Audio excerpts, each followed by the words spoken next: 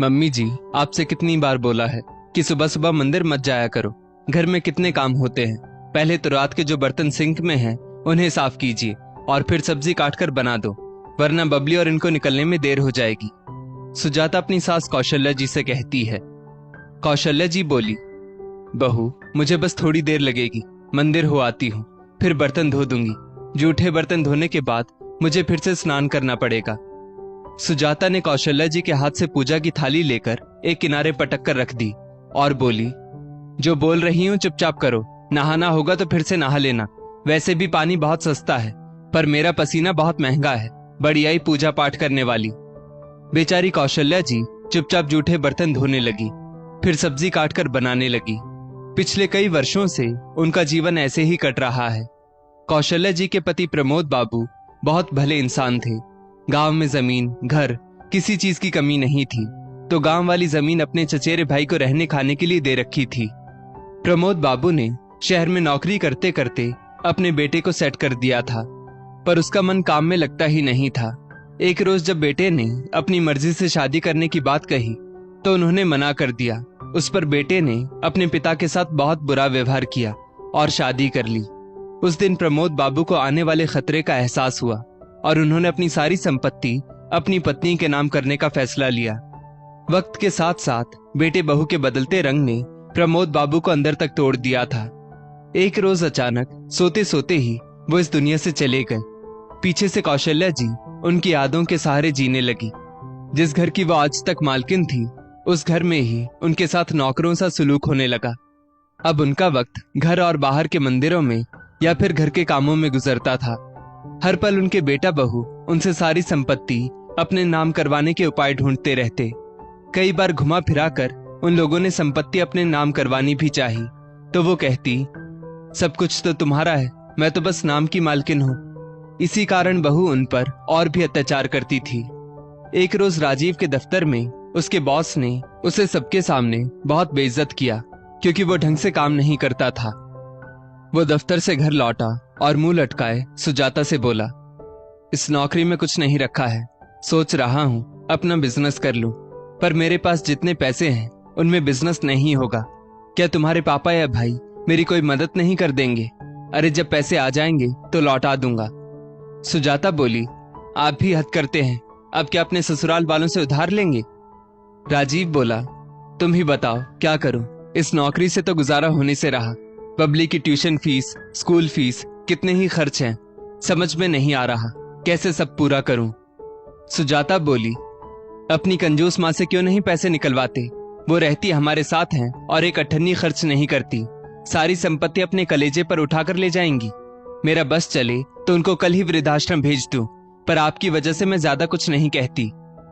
राजीव बोला, तो मैं कौन सा उन्हें अपने साथ रखना चाहता हूँ? पता नहीं मेरे पापा के दिमाग में क्या खिचड़ी पक रही थी, जो सारी संपत्ति माँ के नाम कर गए। तभी सुजाता की नजर अपनी सास पर गई। वो बोली, ये इतनी जल्दी मरने वाली भी नहीं। नाम लिया कि हाजिर। कौशल्या जी मंदिर से लौटकर घर के अंदर प्रवेश कर ही रही थी कि सुजाता ने राजीव को कोहनी मारते हुए उसकी माँ की तरफ इशारा किया और बोली, राजीव आप मेरे सारे जेवर बेच दीजिए। मैं नहीं चाहती आप कर्ज में डूब जाएं। सोचिए, आपको कुछ हो गया तो मैं क्या करूंगी? इतना कहकर वो रोने का नाटक करने लगी। राजीव हैरानी से सुजाता को देखने लगा। कौशल्या जी चिंता से बोली, क्या बात है बहू, ऐसी क्या विपत्ति आ गई जो तुम्हें अपने जेवर बेचने पड़ रहे हैं? राजीव बोला, माँ आप रहने दो, आप परेशान मत हो। मैं कुछ न कुछ इंतजाम कर लूंगा, और कुछ नहीं तो अपना खून बेच दूंगा। काश कि बाबूजी जिंदा होते तो मेरी थोड़ी मदद हो जाती, क्योंकि अगर मैं लोन भी लूंगा तो उसके लिए भी मुझे कुछ प्रॉपर्टी दिखानी होगी। पर यहाँ तो सब आपके नाम पर है।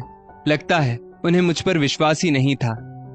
कौशल्या जी बोली, नहीं नहीं बेटा, ऐसा मत सोचो। वो तो तुम्हारे बाबूजी मेरा बुढ़ापा सुरक्षित करना चाहते थे, बस इसीलिए। तुम ऐसा करो, कागजात बनवाओ, मैं गांव की जमीन और घर तुम्हारे नाम कर देती हूँ। सुजाता झट से बोली, मम्मी जी और ये घर? कौशल्या जी का दिमाग एक पल को ठनका। वो बोली, हाँ हाँ बहू, ये घर भी कर दूंगी। सब कुछ तो मेरे बेटे का ही है, बस वो खुश रहे। राजीव के चेहरे पर मुस्कान आ गई और झट से उसने माँ के पैर छुए, तो कौशल्या जी उसे खुश रहने का आशीर्वाद देकर घर के मंदिर में दिया जलाने चली गई। सुजाता के चेहरे पर भी कुटिल हंसी तैर आई। वो बोली, देखा मेरे दिमाग का कमाल, सांप भी मर गया और लाठी भी नहीं टूटी। अब जल्दी से जल्दी कागजात बनवाओ और सब कुछ अपने नाम पर कर लो, फिर बिजनेस करो या ना करो, इन्हें तो मैं वृद्धाश्रम भेज कर रहूंगी। राजीव सुजाता की बातों में आ गया और सारे कागजात अपने मन मुताबिक बनवाने लगा। अगले दिन राजीव बोला, माँ सुजाता नहीं दिख रही। कौशल्या जी बोली, बहू अपनी माँ से बात कर रही है। राजीव बोला, माँ आज एक वकील कागज लेकर आएगा, आप बस दस्तखत कर दीजिएगा, फिर हमारी सारी परेशानी खत्म हो जाएगी। कौशल्या जी ने हामी तो भर दी, लेकिन फिर सोचने लगी, जिन बेटा बहू ने मेरे पति के गुजरने के बाद मुझे नौकर बनाकर रख दिया, सब कुछ मिलने के बाद वो मेरी सेवा करेंगे? एक दिन में इतना परिवर्तन? इतने में सुजाता वहां आकर बोली, क्या बात है मम्मी जी, ये मुझे ढूंढ रहे थे?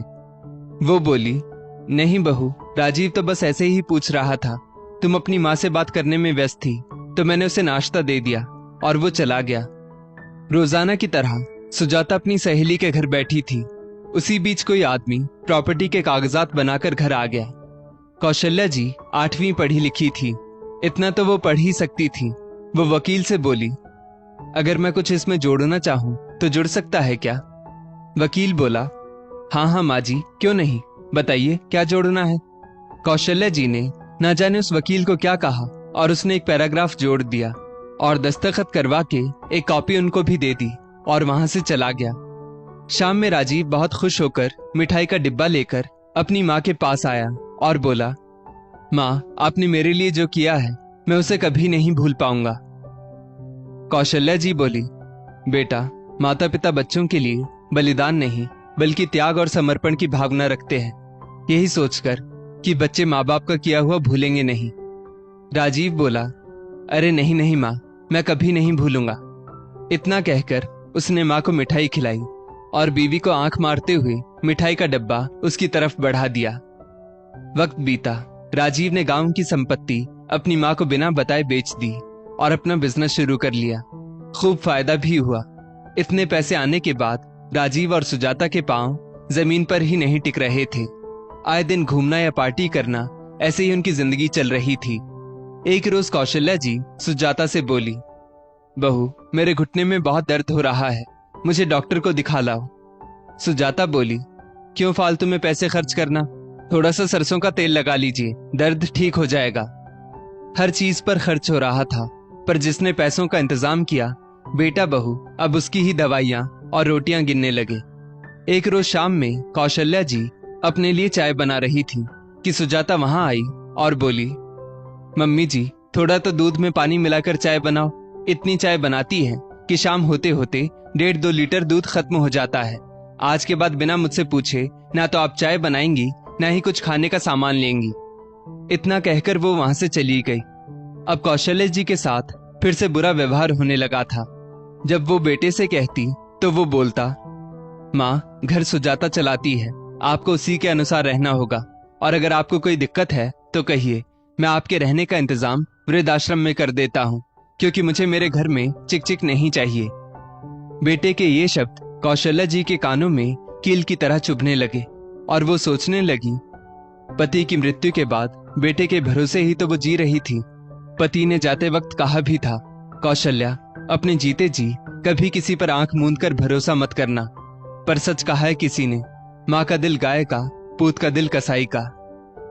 तभी फोन की घंटी बजी और गांव से उनके देवर ने फोन किया, भाभी भाई साहब के जाने के बाद आपसे मिलना तो नहीं हो पाता था, पर गांव की जमीन और घर बेचकर तो आपने सदा के लिए हमसे रिश्ता खत्म कर लिया।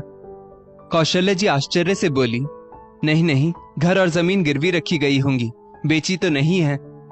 तब उन्होंने सारी बात कौशल्या जी को बताई। शाम को राजीव जब घर लौटा तो कौशल्या जी बोली, मुझे तुमसे कुछ बात करनी है। राजीव बोला, नहीं माँ, मैं बहुत थक गया हूँ, मैं अभी बात नहीं कर सकता। कौशल्या जी बोली, नहीं, मुझे अभी ही तुमसे बात करनी है। बेटा 6 महीने नहीं बीते, तुम इतना बदल जाओगे मैंने सोचा नहीं था।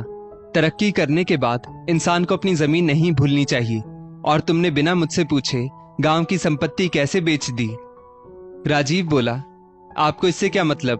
प्रॉपर्टी मेरे नाम पर है, मेरा जो मन करेगा मैं करूंगा। और हाँ, मैंने आपके रहने का इंतजाम एक वृद्धाश्रम में कर दिया है। 1 हफ्ते बाद आपको वहां जाना होगा। कौशल्या जी बोली, ये मेरा घर है, मैं इस घर से कहीं नहीं जाऊंगी। तभी सुजाता अपने कमरे से बाहर आई और बोली, जाएंगी कैसे नहीं?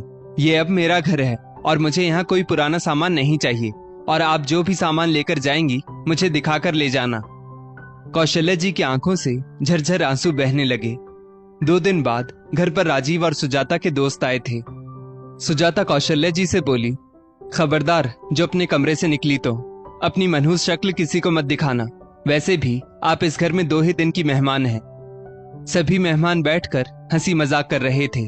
तभी कौशल्या जी सबके सामने आकर बोली, क्यों बच्चों, तुम लोग भी अपने माँ बाप को वृद्धाश्रम छोड़ आए हो? सब हैरानी से कौशल्या जी को देखने लगे। राजीव माँ को आंखें दिखा रहा था। सुजाता कौशल्या जी का हाथ पकड़कर बोली, आप अंदर चलिए, आपकी दिमागी हालत ठीक नहीं है। कौशल्या जी बोली, मेरी दिमागी हालत बिल्कुल ठीक है। और सुनो, आज की रात तुम लोगों की इस घर में आखिरी रात है। तुम दोनों कल के कल मेरे घर को खाली करोगे। राजीव बोला, माँ दिमाग तो सही है, क्या बोल रही हो आप? कौशल्या जी हंसने लगी। हाँ हाँ बेटा, मैंने तुम्हें चलना सिखाया और तुम मुझसे ही चालाकी करोगे।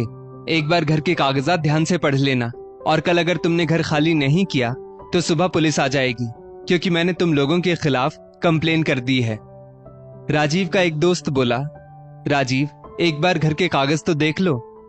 राजीव भागा भागा कागजात लाया तो आखिरी पन्ने पर साफ साफ लिखा था, मैं अपने बेटे को गांव की संपत्ति और ये घर दे रही हूँ, पर जिस दिन मैं चाहूं उससे सब वापस ले सकती हूँ।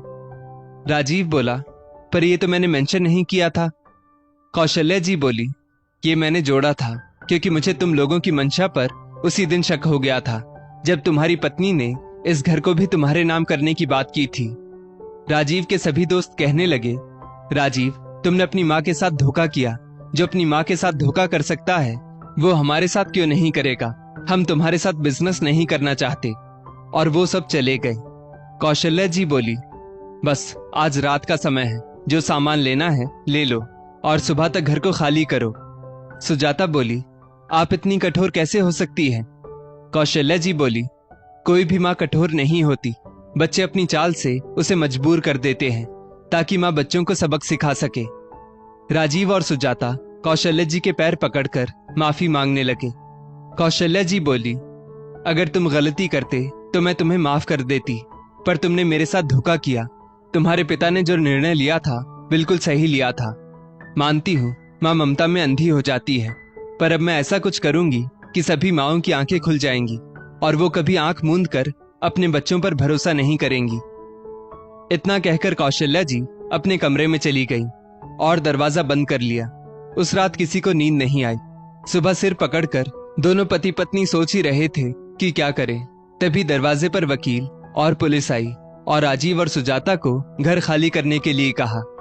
आखिरकार उन्हें वो घर खाली करना पड़ा। कौशल्या जी ने बस इतना कहा, तुमने गांव की जो संपत्ति बेची उस पैसे को मैं तुम्हें दान में देती हूँ, पर इस घर पर तुम्हारा कभी अधिकार नहीं होगा और मैं तुमसे सारे रिश्ते तोड़ती हूँ। कौशल्या जी वो घर बेचकर वृंदावन के एक आश्रम में चली गई और अपने सारे पैसे उस आश्रम में जमा कर दिए ताकि जब तक वो जीवित रहे उनका खर्चा उसी से चले। उनके बाद उनके सारे पैसे वृद्ध माताओं पर खर्च होंगे। दोस्तों, इस स्टोरी को लेकर आपकी क्या राय है नीचे कमेंट करके जरूर बताइएगा, और ऐसी ही और भी बेहतरीन वीडियोस के लिए हमारा पेज जरूर फॉलो करें। धन्यवाद।